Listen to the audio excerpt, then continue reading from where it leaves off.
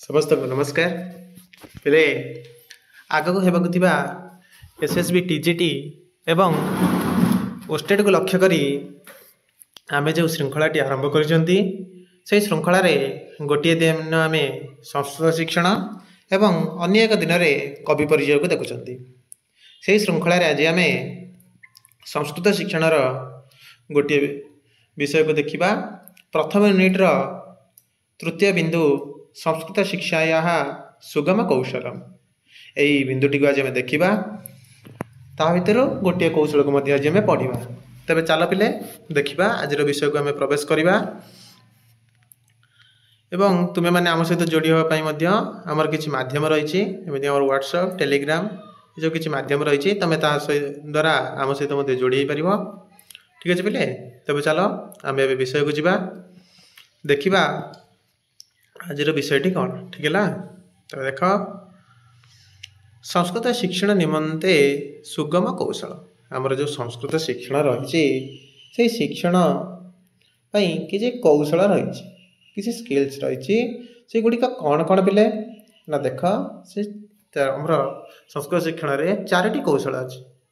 कौशलानी श्रवणम भाषणम पठनम लेखनम ये क्रम मन रख कारण श्रवण ठारू भाषण भाषण पर पठन पठन पर लेखन ये ऊपर को ऊपर से तार सीमा बढ़ी बढ़ी चले एवं से माने अधिक प्रभावी होई चलती। ठीक है बोले सबुठार जदि निम्न देखा श्रवण सबुठ उच्च देखिले लेखन तेणुक तुम क्रम मन रख श्रवण भाषण पठन लेखन।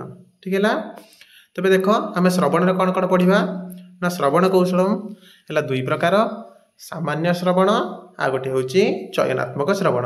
यही भाव में श्रवण को दुई भाग व्यक्त कराई आम श्रवण कौशल दुईट विषय को देखा तार उपभेद गुड़ी को देखा तार विषय जाना एवं भाषण कौशल ए कौन कौन देखा ना उच्चारण शिक्षण भाषण अभ्यास भाषण दक्षता तार मुख्य तीनो भेद को देखा एवं तार उपविभाग गुड़ी लक्षण सहित भल भाग में देखा। ठीक है तापर पठन कौशल आम कौन देखा मुखरता पठन भावग्रहणीयता पठन पठन गति यही भाव में तार मुख्य भेद तीन देखा और तार उपभेद गुड़ी देखा।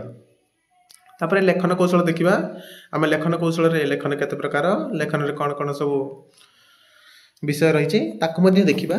से लेखन कौशल कौन ना अनुलेख प्रतिलेख श्रुतलेख रचना लेख यही भाव में आम ये चारोटी विषय को भी भल भाव में देखा। प्रत्येक कौशल को आम गोटे गोटे क्लास रे देखा। आज कौशल रू आम श्रवण कौशल देखा आज क्लास रे श्रवण कौशल आ गोटे दिन भाषण कौशल एवं से क्रम अन्य कौशल दुईटी को आम तापर देखा। ठीक है पे तेज चल आम श्रवण कौशल विषय पढ़ा देखा श्रवण कौशल कौन सब विषय रही। ठीक अच्छे तेज देख भाषा शिक्षण कर मुख्य दायित्व विद्यार्थी आमर जो भाषा शिक्षण अच्छी शिक्षण प्रक्रिया दुई जन था जड़े शिक्षक था आ जड़े आम छात्र था बा विद्यार्थी थाए आ शिक्षक था ये सबुठार मुख्य भूमिका तार थाए मुख्य दायित्व कार थाए ना विद्यार्थी जेहेतु आमको आहरण करार अच्छी आमको जानवर अच्छी आमको भाषा शिखबार अच्छी तेणुक विद्यार्थी ही मुख्य दायित्व थाए कौटी पिले भाषा शिक्षण रे। ठीक है आउ कौन होता पिले ना मानसिक अभिवृद्धि स्मरण शक्ति तीक्ष्णता परिवेशगत व्यवस्था उपरे शिक्षण संपूर्ण रूप में निर्भर करे। आम जो गोटे सुस्थ परिवेश एवं सुस्थ व्यवस्था एवं सुस्थ मानसिकतार सहित पढ़ा सेते पाठटी आमर भल भाव में मन रही आम आग्रहर सहित पढ़ी पार आमर स्मरण शक्ति वृद्धि पाइब। यही सब ऊपर ही किए निर्भर करे शिक्षण कारण आमर जदि मानसिकता ठीक ना ताल शिक्षण ठीक भाव में हो पार ना जदि आमर स्मरण शक्ति भी ठीक ना ताल भी आमर शिक्षण में किसी ना कि बाधा प्राप्त हम आदि परिवेश ही ठीक नदी कौन कोलाहल जगार गोटे विद्यालय रही तो कोलाहल बेसी हम ना कि पाठ प्रति ध्यान रही तेणुक परिवेश भी शिक्षण उपर बहुत प्रभाव पकाए। तेणु यही सबुगुड़िक किए निर्भर करे पिले शिक्षण निर्भर करे। ठीक है आमर मानसिक अभिवृद्धि स्मरण शक्ति एवं परिवेशगत व्यवस्था उपरे आउ कौन है ना विद्यार्थी प्रथमे पठित विषय को श्रवण करने सहित शेष में ताको प्रयोग कर सुगम उपाय को शिक्षण कौशल कहुए। ଦେଖ ହେଲା विद्यार्थीर पठित विषय को श्रवण करने सहित शेष में प्रयोग कर सुगम उपाय को शिक्षण कौशल कहुए। विद्यार्थी प्रथमे जहाँ सब जान जहाँ सब पढ़ जहाँ सब शुण ताकू जितेबाला सी कौन जगार प्रयोग कर सहज भाव में उपस्थापन करी जो उपाय को कौन कहुए बोले शिक्षण कौशल कहुए। तेज चल देख शिक्षण कौशल हूँ दुई प्रकार कौन कौन ना गोटे हूँ ग्रहणात्मक शिक्षण आउ अपरटी हूँ अभिव्यक्त्यात्मक शिक्षण। यही भाव में शिक्षण हूँ दुई प्रकार। से ग्रहणात्मक शिक्षण में आमर दुईटी कथा आसे कारण ग्रहणात्मक शिक्षण में आमे माने ग्रहण करि जो कौशल दुईटी माध्यम आमे किछि ग्रहण करती किछि आहरण करती ताकू ही आमे ग्रहणात्मक कहवा। आउ जहाद्वारा आमे किछि अभिव्यक्त करती आमर मन भाव को आमे परिप्रकाश करती उपस्थापन करती ताकू आमे अभिव्यक्त कहवा। तेणु ग्रहण रे किए किए आसीबो श्रवण कारण आमे शुणिकी बहुत सारा विषय ग्रहण करूचंती पठन पढ़िकी मध्य आमे बहुत सारा विषय ग्रहण करूचंती। तेणु श्रवण और पठन ये दुईटी ग्रहणात्मक आसे एवं भाषण द्वारा आमे आमर मनर भाव को क्या द्वारा प्रकाश करती भाषा माध्यम प्रकाश करती। से जो भाषार जो प्रक्रिया जो भाषण आमे जो कहते ताहा भी आमर अभिव्यक्ति होता है एवं क्या द्वारा आउ क्या द्वारा होता है ना लेखन द्वारा आमे किसी लिखित आकार में अभिव्यक्त करि आ कि भाषण माध्यम। तेणु ग्रहणात्मक आमर आसला दुईटी श्रवण पठन एवं अभिव्यक्त्यात्मक आसला आमर दुईटी भाषण और लेखन। ये भेद गुड़ी को ठीक भाव पे मन रख से बेले पचारे ग्रहणात्मक शिक्षण इमे न गृह्यन्ते बा इमे गृह्यन्ते ये प्रश्न आसो ठीक है बेले टे ध्यान दब। तापर देख शिक्षण प्रणाली द्विविध आम जो शिक्षण कौशल को दुई भाग व्यक्त कराई ग्रहणात्मक शिक्षण अभिव्यक्त्यात्मक शिक्षण से भाई शिक्षण प्रणाली को दुई भाग व्यक्त कराई गोटे हूँ मौखिक प्रणाली आ गोटे हूँ लिखित प्रणाली। तो मन रखिए प्रश्न शिक्षण कौशल ना शिक्षण प्रणाली जहाँ भी देथिबो ठीक जगह प्रश्न देखिबो तापर उत्तर गुड़ी को करिवो। तबे देख मौखिक प्रणाली मौखिक कहले जोटा मौखिक रखी मौखिक श्रवण श्रवणटा तुम केमी मौखिक अरे मुझे कहूँ तुम ये शुणुच कि ना से जो यहाँ तुम ये मौखिक प्रक्रिया है कि नहीं मौखिक प्रक्रिया आउ तुम जो कहूच से भी भाषण से भी मौखिक प्रक्रिया। तेणु श्रवण भाषण दुईटी होती मौखिक प्रक्रिया आउ लिखित प्रणाली किए लेखन और पठन कारण आम कि लेखु था लेखाटा ही आम पढ़ी था ठीक है बोले। तेणु लेखन और पठन यही भाव में आमर मौखिक प्रणाली गला आ लिखित प्रणाली गला। तो मन रखियो शिक्षण कौशल दुई प्रकार आ शिक्षण प्रणाली दुई प्रकार ये भेद गुड़ी को भल भाव में मन रखियो ठीक है। तेज तापर देख ए आमर विषय को पूरा आसवा आज गोटे प्रथम कौशल देखा भाषा शिक्षण प्रथम कौशल हूँ श्रवण कौशल। जेहेतु आम प्रथमे श्रवण द्वारा ही भाषा आहरण करि भाषा शिखि था भाषा जानी था। तेणु प्रथम कौशल भाव में श्रवण कौशल को ही ग्रहण करा जाए। तेबे श्रवण कौशल कहले कौन बुझा बोले ना कर्णद्वय माध्यम ध्वनि ग्रहण प्रक्रिया को श्रवण कौशल कहुए। कारण आम जो ध्वनिटी को शुणुंट जो शब्दटी को शुणुंट क्या माध्यम शुणुंट आमर श्रोत्र इंद्रिय द्वारा आम कान द्वारा आम शुणुंट। तेणु आमर जो दुईटी कान माध्यम जो ध्वनि को आम शुणुंट श्रवण करुँच तार अर्थ को जानुंट अनुभव करुँच यही सब प्रक्रिया जो होउची बिना कान हो पार कि आम जदि ध्वनिटा को न शुणा ताले आमर श्रवण प्रक्रिया केमी हम। तेणु कर्णद्वय माध्यम ध्वनि ग्रहण प्रक्रिया को कौन कहुए बोले श्रवण कौशल कहुए। एवं तापर कौन है ना श्रवणर परवर्ती प्रक्रिया हूँ अर्थबोधात्मिका शक्ति। आम खाली शुणीदेले तो हेनी शुणिकी भी तार अर्थ जापर दरकार तार अर्थबोध होता दरकार। शब्दर जदि शब्दत्व नाले आम केमी जाना आम शब्द शुणा सहित तार शब्दत्व को जाना दरकार अर्थात तार अर्थ को बुझीपारुवा दरकार ठीक है बोले। तेणु श्रवणर परवर्ती प्रक्रिया हूँ अर्थबोध कारण आम जो धुन शुणती तार अर्थ को जानती ठीक है। तापर देख पाठन पठन कार्य अनेक भ्रमर कारण आम ये जो श्रवण प्रक्रिया हो आम जो पठन पाठन बहुत सारा भ्रमर कारण देखा जाए। से जो भ्रम गुड़िक कौन सृष्टि हुए किसी शिक्षकों पटर होता है आ कि आम छात्र मान पटर होता है। तेज प्रथम देख शिक्षकों तरफ कौन सब भ्रमर कारण सृष्टि होता है ठीक है। देख प्रथम है पारिपार्श्विक अवस्था। पारिपार्श्विक अवस्था कहले गोटे जो क्लास चलुची से आखपाखे होता जो ध्वनि हो जो ध्वनि गुड़िक शिक्षकंकर कथा भाषण आम कान पर्यंत आसीपार न ध्वनि आम कान पर्यंत आसीपार न ठीक भाव में तेणु पारिपार्श्विक अवस्था शिक्षण में बाधा उपजाई थाए आ कौन आंचलिक प्रभाव जमी तुम मैंने देखुव आम ओडिशा रे केते प्रकार भाषा माने लोक मानकर भाषा परिवर्तन देखा जाए भद्रकर लोक मान देखिए किसी भाषार परिवर्तन थाए बालेश्वर लोक मान देखिए किसी भाषार परिवर्तन थाए से भाई कटक भुवनेश्वर गले जना पड़ जाए किए बालेश्वर आसी भद्रकरू आसी किए नयागढ़ आसी किए संबलपुर आसी आम भितर आम ओडिया कहते भी आम भाषा किसी ना कि आंचलिक प्रभाव रही ठीक है बोले जमी भद्रक खाइमी जिमी ये कहते बालेश्वर किस ये सब अच्छी ना ना से भाई जो शब्द गुड़िक अच्छी आम ओडिया कहते आमर आंचलिक प्रभाव किसी किसी अच्छी तेणु शिक्षकों आंचलिक प्रभाव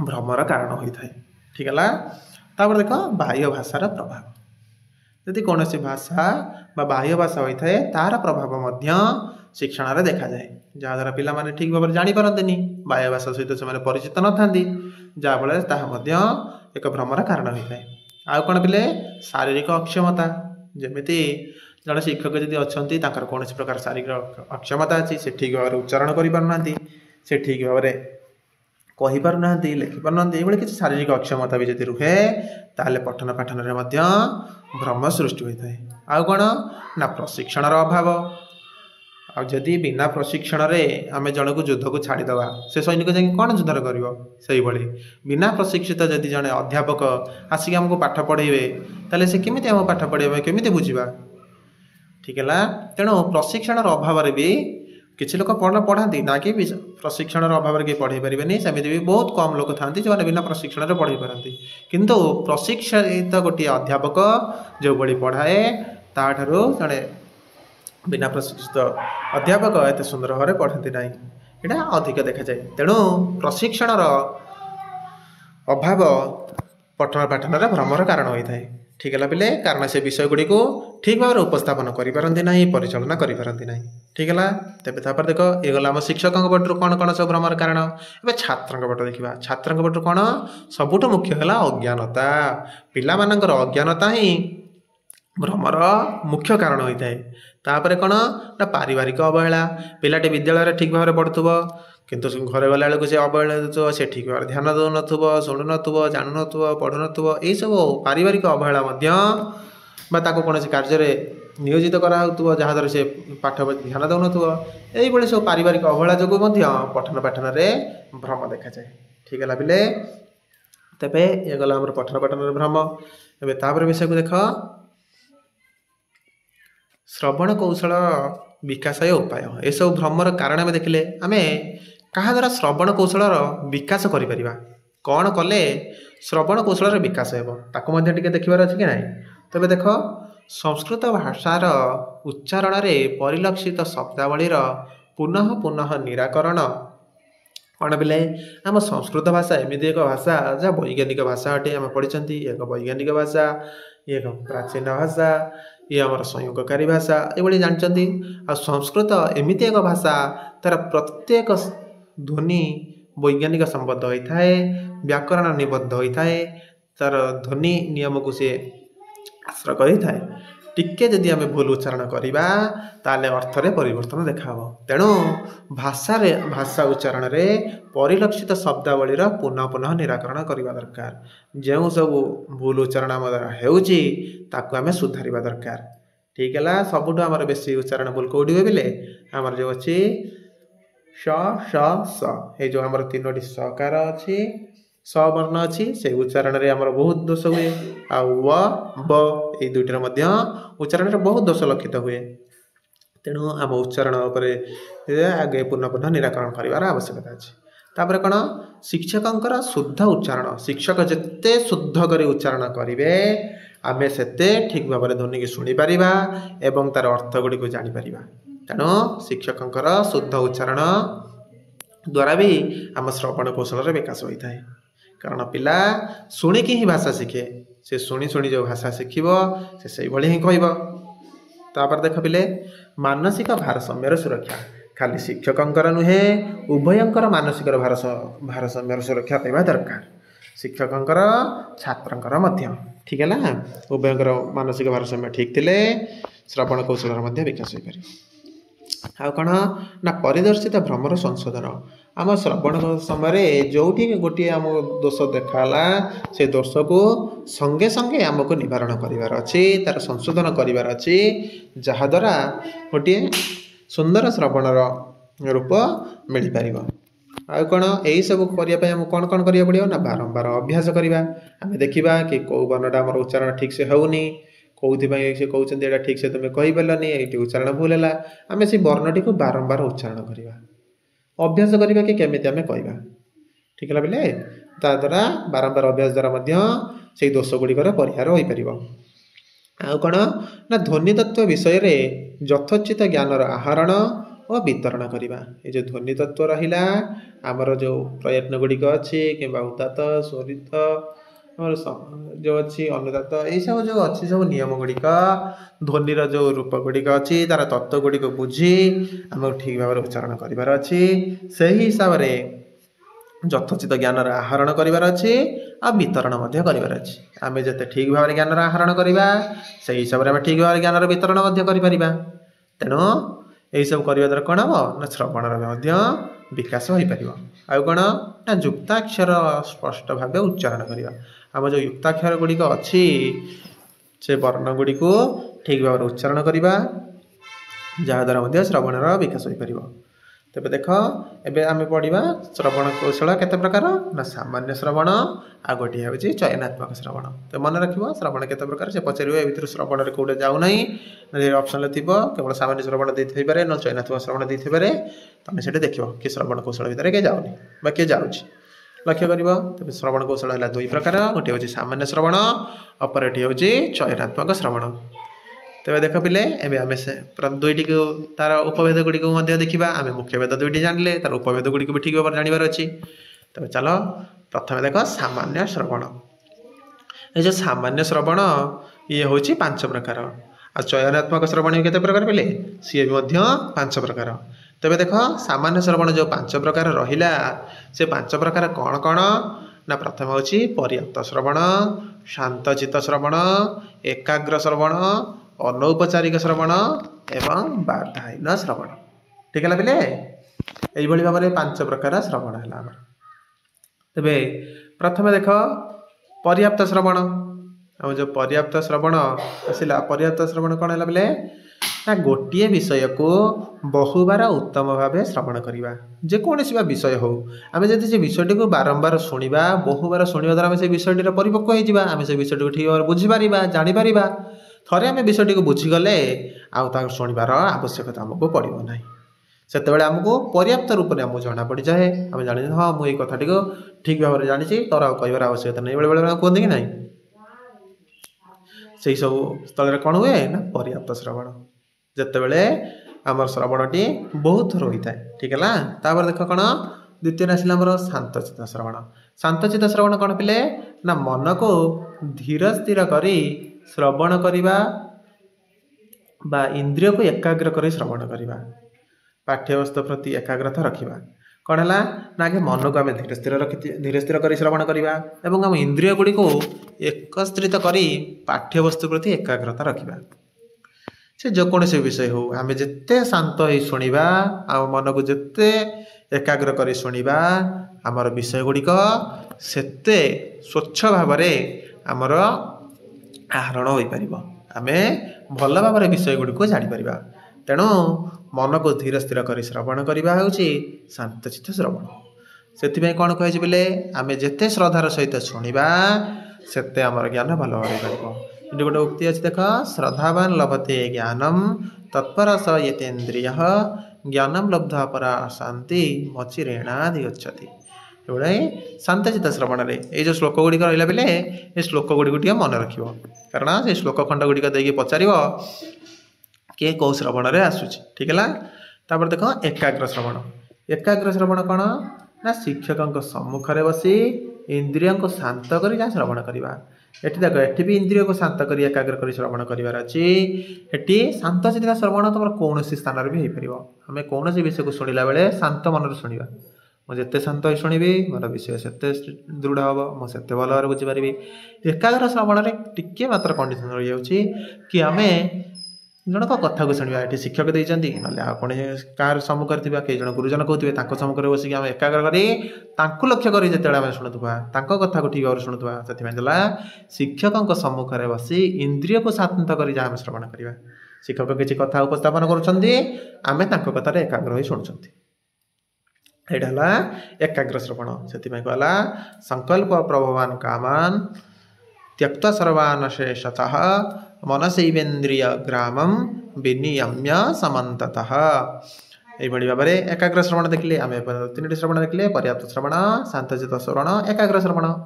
तापर देखा अनौपचारिक श्रवण। अनौपचारिक कौन कहले बोले निर्दिष्ट विषय बहिर्भूत किंतु पाठ्य विषय संबंध विषय। गोटे निर्दिष्ट विषय आम पढ़ुवा बेले कि बहिर्भूत विषय से आलोचित कराए कि आलोचना हो जाए कि उपस्थापन हो जाए से सब विषय गुड़िक बहिर्भूत विषय होइदिले आम पाठ्य संबंधी होता है। से भाई विषय ग्रहण करने द्वारा कौन हुए ना छात्र ज्ञान पर्याप्त हुए। आम अल्प किसी विषय आम बहिरे देछि आम से विषय गुड़िक जाना किंतु ताहा सहित शिक्षक किसी रिलेटेड विषय को आम आगे उपस्थापन करती द्वारा जाना द्वारा आम अधिक किसी ज्ञान आहरण करें। तेणुक आमर ज्ञान सीमा कौन हुए बोले ना पर्याप्त हुए ज्ञान सीमा बढ़ी थाए। ताहाको श्रद्धा और अधिक जिज्ञासा पूर्वक आहरण करा जाए कारण आम विषय उपस्थापित विषय को तो आम पढ़ुं जानुं किंतु शिक्षक जो सहित किसी नुआ कथा कहते आम अधिक श्रद्धा सहित अधिक जिज्ञासा पूर्वक ही आहरण करते। यहाँ गोटे नुआ कथा तो सार कहले मुझे जानवी यही सब आसे ये कौन हुए यही श्रवण को आम कौन कह पे अनौपचारिक श्रवण। पाठ्य संबंधी विषय पाठ्य संबंधी बहिर्भूत विषय जो आम श्रवण करवा तार कौन है पे जे नामर अनौपचारिक श्रवण। तापर देख बाधाहीन श्रवण। ए बाधाहीन श्रवण तो जापर बिना बाधारे कौन प्रकार बाधारे नथिबो जोठी श्रवण रे से श्रवण कौन कह बाधाहीन श्रवण। शब्द प्रदूषण नथिबा कौन श्रेणी रे बसी छात्र प्रत्यक्ष भाव में जहाँ श्रवण करिथाए ताहाको बाधाहीन श्रवण कह जाए। जोटी कौन प्रकार डिस्टर्बांस नथिबो साउंड पॉल्यूशन नथिबो सेही भली स्थान रे बसी सेही भली श्रेणी रे बसी आमे जते प्रत्यक्ष भाव में किसी श्रवण करुछंदी ताहाको कह कौन बोले बाधाहीन श्रवण। ये गोटे श्लोक अच्छी कायेन मनसा मध्या केवल इंद्रियरपि योगिनः कर्म कुर्वन्ति संगम त्यक्त्वा आत्मशुद्धये। ये सब गीता श्लोक ठीक है। श्लोक गुड़िक वास्तव में टिके मन रखिबा से पचार श्लोक दे कायेन मनसा बुद्धिया ये क्यों श्रवण रे अंतर्भुक्त तुम कौन मारे ताले बाधाहीन श्रवण ठीक है। तापर देख आम देखिले सामान्य श्रवण आ गोटे श्रवण कौन देखिए अपरटी चयनात्मक श्रवण। से सामान्य श्रवण गला 5 प्रकार कौन कौन गला बेले पर्याप्त श्रवण तापर आमर शांतचित श्रवण तापर एकाग्र श्रवण अनौपचारिक श्रवण एवं बाधाहीन श्रवण। ये भाव में 5 प्रकार गला आमर सामान्य श्रवण। चयनात्मक श्रवण 5 प्रकार कौन कौन ताले समस्यामूलक श्रवण नूतन पद श्रवण संरचना पद श्रवण व्याकरण रूप श्रवण एवं संदर्भ वाक्य श्रवण। समस्यामूलक श्रवण ताले कौन पिले देख प्रथम श्रवण होची हमर समस्यामूलक श्रवण। ए समस्यामूलक श्रवण कहले पाठ्यवस्तुर केतक दुर्बोध्य अंश को मनयोग पूर्वक श्रवण। आम जो कौन से विषय पढ़ुंट जो पाठ्यवस्तु पढ़ुंट से पाठ्यवस्तु किसी गोटे शब्द थाए कि गोटे दुर्बोध्य अंश थाए जो गुड़िक आम सहजरे बुझीपारती जो अंश गुड़िक आम बुझीपारती से विषय गुड़िक जिते आम से गुड़िक आम कौन है से गुड़िक आम समस्या है आम पढ़ारे अधिग्रहण में आम समस्या है से समस्या गुड़िक जिते निवारण कराए आम मनोयोग पूर्वक श्रवण करूँ। सार मुझे कथा बुझीपारे आउ थे कहले देखी सार जो कह हाँ ताले कौच शुण भल भाव शुण सार से आम शंकार समाधान करेंगे आम से जो शंका आम समस्या जो समाधान हम ताको आम मनोयोग पूर्वक श्रवण करते कि ना से श्रवण कौन कर पे समस्यामूलक श्रवण ठीक है। तापर देख द्वितीयटे नूतन शब्द श्रवण। नूतन शब्द श्रवण कहले कौन ना उच्च श्रेणी रे आगत नूतन शब्दावली दुर्बोध बा व्यवहार पाई कष्टसाध्य हेले ताहाको अत्यधिक आवेगर श्रवण करवा। आम निम्न श्रेणी रे भी थिबा जदि सेही श्रेणी रे सार द्वारा किसी उच्च श्रेणीर शब्द प्रयोग हो शुणी आमको टे अड़ुआ लगे कि नहीं ताको शुणिले भी नूतन शब्दावली दुर्बोध्य हुए किंबा आम आज आम गोटे पिला षष्ठ श्रेणी रे आज सप्तम श्रेणी की गला से सप्तम श्रेणी रे जतबेले पहुँचला सेतेबेले किसी नुआ शब्दावली सम्मुख आसला जहाँ जो शब्द गुड़ी को से पूर्व जानी पढ़ी शुणी से सब शब्दर दुर्बोध व्यवहार और कष्टसाध्य है कारण से जापारानी तार व्यवहार केमी जापारानी से ही सबको जो से लक्ष्य कर अत्यधिक आवेगर सहित श्रवण कर कि यहाँ केमी प्रयोग होर अर्थ कौन तापर से जान ये सब कौन कह नूतन शब्द श्रवण से कहला उच्च श्रेणी में आगत नूतन शब्दावली दुर्बोध व्यवहार पर कष्टसाध्य हेले ताहाको अत्यधिक आवेगर श्रवण करवा नूतन शब्द श्रवण। तापर देख पे संरचना पद श्रवण ना ज्ञात पद गुड़िकर व्यवहार और पद व्याकृति प्रति लक्ष्य कर स्थल विशेष प्रयोग करवा। कौन है ना कौन एक शब्द देखिले कई जने वक्ता कौन से तो भाषण बस कौन जो वक्ता जड़े गोटे शब्दर प्रयोग कले तुम शुणिल कि क्लास रे सार पढ़ो पढ़ो गोटे शब्दर प्रयोग कले तुम देखिल से जो शब्दर प्रयोग गुड़ी को देखिल तार व्यवहार गुड़ी को देखिल तार पद व्याकृति को देखिल ताकू लक्ष्य करी तुम्हें जितेबाला कौन स्थल में प्रयोग कर तुम्हें किसी संरचना कर कि वाक्य संरचना कर से कौन भाविले संरचना पद श्रवण ठीक है पिले से भाई श्रवण को संरचना पद श्रवण कहुए। तापर आसला आमर व्याकरण रूप श्रवण व्याकरण रूप श्रवण तुम जापर ये व्याकरण संबंधी किसी कथा कही तो प्रत्येक व्याकरण नियम अनुसार साधन न करी नर वृक्ष मृग आदि एक रूपता को अनुसरण कर प्रयोग करवा। आम जितेबले माध्यमिक स्तर में हो कि प्राथमिक स्तर में जितेबाला आम सब शब्द गुड़ी को देखती से आम यार केमी रूप सिद्धि होती से विषय में देखती ना बस आम देखती कि शब्द गुड़िक केमी तार रूप चलुची आम नर शब्द देखिले से आम देव शब्द बालक शब्द ये सब आम करुँच कि ना कि वृक्ष शब्द केमी कौन हो एक रूप बालक शब्द देखते देव शब्द हो गला आमर अकारांत बहुत सारा शब्द आम जाणीगले यही सब एक रूप लक्ष्य करी अनुसरण करी आम जितेबाला प्रयोग करवा कौन सी प्रकार व्याकरण नियम पूर्वक सिद्धि न करी कौन कहुए व्याकरण रूप श्रवण। अंतिमटी है संदर्भ वाक्य श्रवण। संदर्भ वाक्य श्रवण कौन पिले ना कौन संदर्भ युक्त होना विषय वस्तु आलोचना समय शिक्षकों द्वारा प्रयोग कर श्लोक बा आप्तवाक्य गुड़िकर श्रवण जमी आम आमर ये संदर्भ कौन चलती आम श्रवण विषय पढ़ुं श्रवण विषय पढ़ु पढ़ु आम जमी देखिए शांतचित श्रवण पढ़ु पढ़ु रिलेटेड किसी विषय आम आगे आसीगला किसी गोटे संदर्भ सागे सागे आम गोटे श्लोकर उक्ति देदेले कि बाधाहीन श्रवण गोटे उक्ति आसीगला ये सब संदर्भ वाक्य ये बुझाऊ बुझाऊ तुमको सार मैंने भी किसी किसी उदाहरण दे दिखती से जो संदर्भ वाक्य गुड़िक हो जो श्लोकर उक्ति गुड़िक हो प्रसिद्ध उक्ति हो कि श्लोक हो ता जो कहुए से सब शुणा कौन कहुए बोले ना संदर्भ वाक्य श्रवण। कहला विषय वस्तु आलोचना समय शिक्षकों द्वारा प्रयोग कर श्लोक व आप्तवाक्य गुड़िकर श्रवण को कौन कहुए संदर्भ वाक्य श्रवण।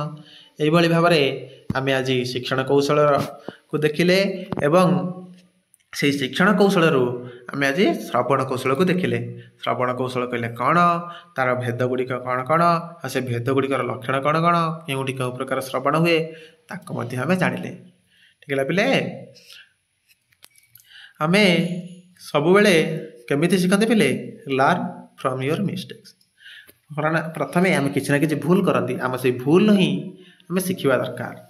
आम जब भूल न करवा आ बिना भूल आम कि शिखते कि टिकी छुआटी आगे जो टिकी छुआटी देख निआ थुआई ता आगे से बारंबार हाथ मारुव तुम मना कले भी से शुणु नुव जितेबाला ता हाथ चेक लगे से कौन कर सी निआ को देखिले छुईबनी से जितेबाला आम कौन प्रकार मिस्टेक करवा से मिस्टेक थरे हेले आम द्वितीय थर से जमी न हुए से आम सतर्क हमें आ ध्यान दिखती कि द्वितीय बार ये भूलटी मो द्वारा न हो आम भूल कर ही शिखी था से भूल तेरे तुम्हें मैंने भी निज निजर कौटी कौन भूल रोचे टे लक्ष्य कर लक्ष्य कर निजर प्रिपरेशन को ठीक भाव में आग को बढ़ेब निजर कमी जब तुम्हें जानीज ताले तुम निज कमी दूर तुमको बहुत कम समय लगे ठीक है पिले। ଏଇଭଳି ଭାବରେ ଆମେ ପୁଣି पर अन्य क्लास रे मध्य किसी विषय आलोचना करवा। आज आम संस्कृत शिक्षण देखिले पुणी आ गोटे क्लास रे कवि परिचय देखा पुणी आम संस्कृत शिक्षण को आसवा। ठीक है पिले आ तुमे माने जदि आम सहित जोड़ी होगा चाहूच ताहले व्हाट्सएप आ टेलीग्राम रे हमर ग्रुप अच्छी सेठी मध्य तुमे माने जोड़ी पार तार लिंक सब मो वीडियो रे डिस्क्रिप्शन ले देइथिबि तुमे माने जॉइन हो पारिबो। आ तुम मानक जदि क्लास सब भल लागुची ताहले तुमे तुम सांग साथी आ जूनियर मानक मध्य पठेब जहाँद्वारा से आम सहित जोड़ी हो पारे आ किसी ज्ञान आहरण करें। ठीक है पिले रोचे पुणी देखा गोटे क्लास रे। धन्यवाद।